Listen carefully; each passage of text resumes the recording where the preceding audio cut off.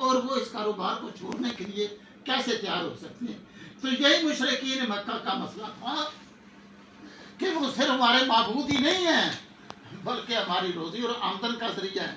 اس لیے اے پیغمبر صلی اللہ علیہ وسلم یہ بات جو آپ اللہ کے دین کے قائم اور نفاذ کی کر رہے ہیں، آپ جو توحید کا سبق ان کو پڑھا رہے ہیں، یہ اس کو قبول کرنے کے لیے تیار نہیں. البتہ اللہ یجتبی الیہ من یشاء ویہدی الیہ من ینیب. اللہ بااختیار ہے، وہ ہدایت دینے کے جو اس کا طریقہ ہے، اللہ کی جو ہدایت دینے کی سنت ہے، وہ اپنی سنت ضابطے کو بدلی نہیں کرتا.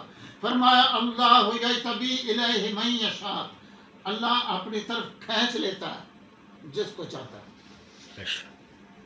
ویہدی الیہ من ینیب. نمبر 2، اور اپنی طرف آنے کی رہنمائی کرتا ہے، توفیق دیتا ہے من ینیب، جو اس کی طرف رجوع کرتا ہے.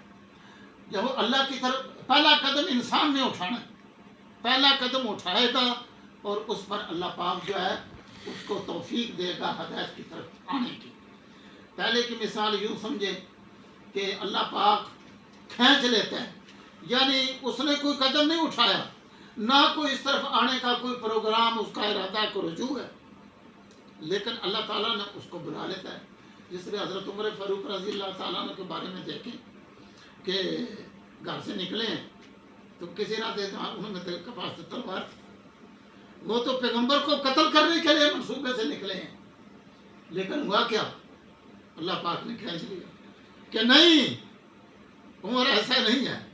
تلوار کی بجائے جو ہے وہ اللہ کے نبیوں میں قدموں میں گرتے ہیں، جی کلمہ پڑھتے ہیں، اور پھر اعلان کرتے ہیں کہ اب نماز جو ہے وہ دار ارقم کے اندر نہیں ہوگی، حرم کے اندر ہوگی.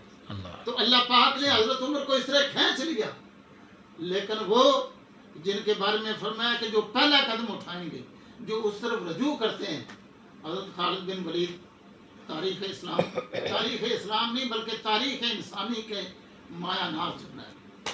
کفر کے اندر بھی جنگیں کی ہیں، اسلام میں بھی جنگیں کی ہیں، لیکن کسی جنگ میں ان کو پسپائی نہیں. ہر جنگ کے اندر فتح اور کامیابی.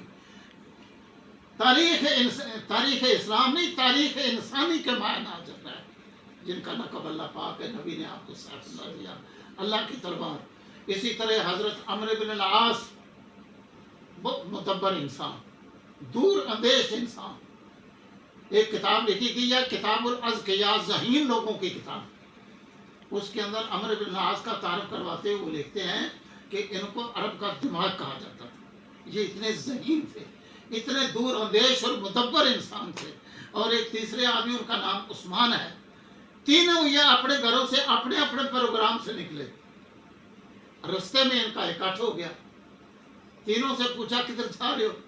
تو تینوں کا پروگرام یہ تھا مدینہ منورہ کی طرف جانا. تو یہ تینوں جو ہیں انہوں نے قدم اٹھا دیے ہیں. کوئی کسی نے جبر نہیں کیا، کسی نے مجبور نہیں کیا. تو تینوں جیسے اکٹھے ہو کر مدینہ منورہ پہنچتے ہیں. مسجد نبوی میں اللہ کے نبی صلی اللہ علیہ وسلم آپ ان کا استقبال کرتے ہیں، اور آپ صلی اللہ علیہ وسلم نے اپنے صحابہ سے مخاطب ہو کر فرمایا، اے میرے صحابہ، مکہ شہر نے اپنے جگر کے ٹکڑے تمہاری طرف پھینک دیے ہیں. یعنی اتنے یہ عظیم انسان تھے، خالد ابن ولید، عمرو بن العاص اور حضرت عثمان رضی اللہ تعالیٰ عنہ.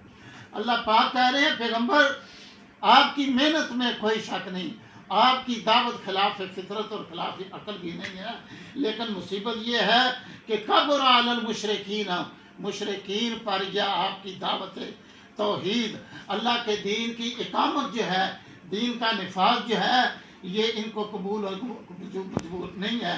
لیکن اللہ پاک اپنی طرف کھینچ لیتا ہے جس کو چاہتا ہے، اور اپنی طرف رہنمائی کرتا ہے جو اس کی طرف رجوع کرتا ہے. پہلا قدم انسان کا ہے. ہدایت ایسی قیمتی چیز ہے کہ اللہ پاک بغیر طلب کے عطا نہیں کرتا. اس نے ساری نعمتیں مانگے سے بھی دیتا ہے، بغیر مانگے بھی دیتا ہے.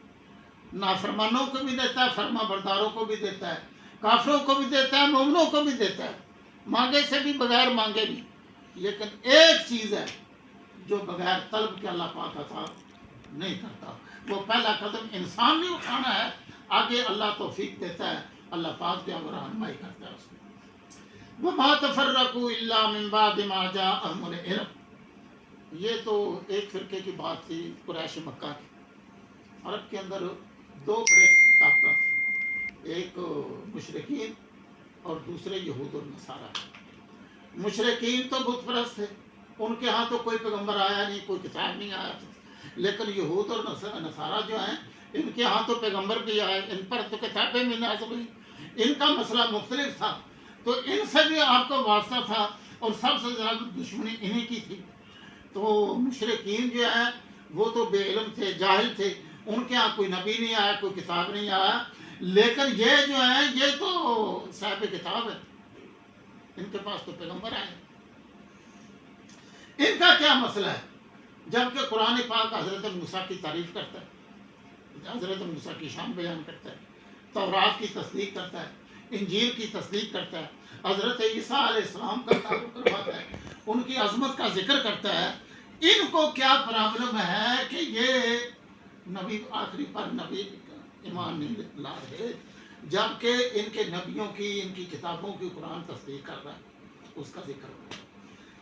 فرمایا کہ وما تفرقوا، اور یہ یہودی اور عیسائی آپس میں تفرقے میں نہیں پڑے.